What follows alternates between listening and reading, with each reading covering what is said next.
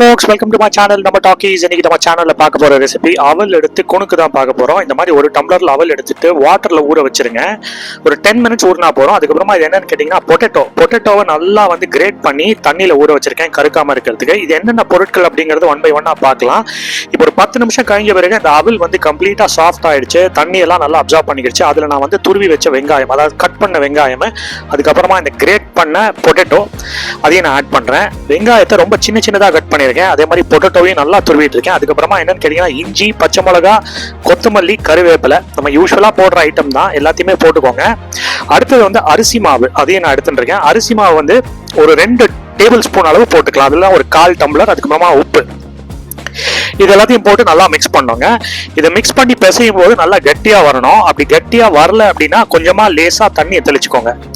கொஞ்சம் கொஞ்சமா தண்ணி தெளிங்க, ஒரேடியா தண்ணி எடுத்து ஊற்றிடாதீங்க. அதுல கொஞ்சம் கொஞ்சமா தண்ணி தெளிச்ச பிறகு நடுவில் செக் பண்ணிக்கோங்க அப்படியே கட்டி ஆகுதா இல்லையான்னு. ஸோ இந்த மாதிரி நல்லா பிசைஞ்சுக்கோங்க.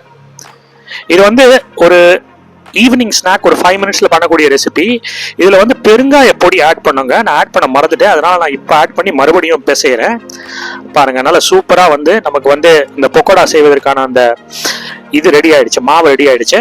இப்போ எண்ணெய் நல்லா காயணுங்க. இதுல ஸ்பெசிபிக்கா இந்த குணுக்கு பண்ணும்போது எண்ணெய் நல்லா காயணும். அதுக்கப்புறமா எவ்வளோக்கு எவ்வளோ கையில உங்களால பிடிக்க முடியுதோ அதை எடுத்துட்டு இந்த மாதிரி வந்து கிள்ளி போடுங்க, சின்னதா போடுங்க. பாருங்க, எண்ணெயில நல்லா கொதிக்க ஆரம்பிச்சிருச்சு. இது நல்லா டீப் ஃப்ரை ஆகணும்.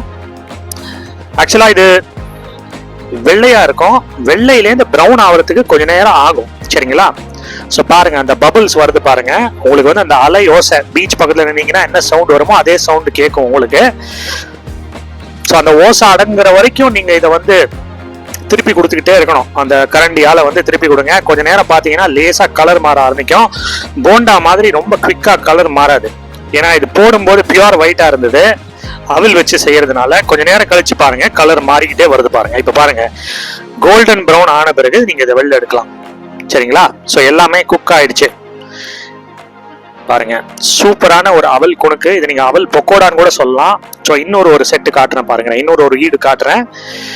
ஸோ அதே மாதிரி கையில எவ்வளவு பிடிக்க முடியுமோ பிடிச்சுக்கோங்க. அதுக்கப்புறமா வந்து எண்ணெயில வந்து கிள்ளி போடுங்க. ஒரு 8லேருந்து 10 கில்லு போட்டா கரெக்டா இருக்கும். அதே மாதிரி கொஞ்ச நேரம் வெயிட் பண்ணுங்க. நல்ல கோல்டன் ப்ரௌன் ஆன பிறகு அதை நீங்க வெளில எடுக்கலாம். ஸோ இதுக்கு வந்து எண்ணெய் நல்லா காஞ்சி இருக்கணுங்க செய்வதற்கு முன்னாடி. பாருங்க, சூப்பரா கோல்டன் ப்ரௌன் ஆயிடுச்சு. ஸோ ஒரு ஃபேண்டாஸ்டிக்கான ஒரு ஈவினிங் ஸ்நாக் அவல் பக்கோடா, அவல் குணுக்கு ரெடி ஆயிடுச்சு. நீங்களும் உங்க வீட்டில் செஞ்சு பாருங்க. செஞ்சு பார்த்துட்டு எப்படி இருக்குன்னு சொல்லுங்க. தேங்க்ஸ் ஃபார் வாட்சிங் my channel. Do like and subscribe.